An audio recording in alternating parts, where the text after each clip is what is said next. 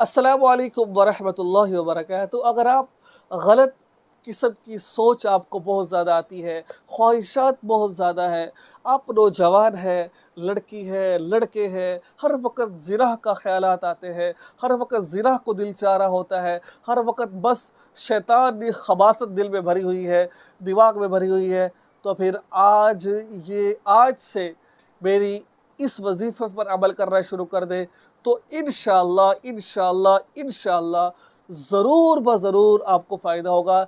इन नामों का जहाँ ये फ़ायदा है और बहुत सारे फ़ायदे हैं। इंशाअल्लाह शैतान आप पर ज़्यादा हमला नहीं करेगा।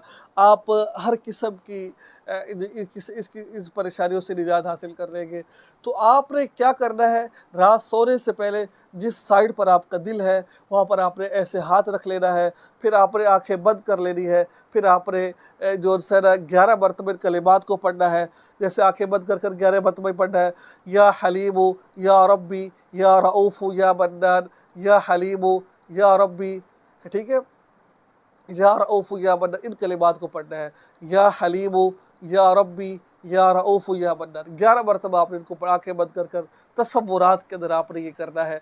और ये नहीं कि रात को करें, आप उठते बैठते जब नमाज पढ़े आदत बना लें, दिन में 2-3 तस्बीहात इसकी करें, या हलीमु या रब्बी या रऊफ़ु या मन्नान, या हलीमु या रब्बी या रऊफ़ु, इस तरह आप उसकी तस्बीहात करना शुरू कर दें आप इसकी।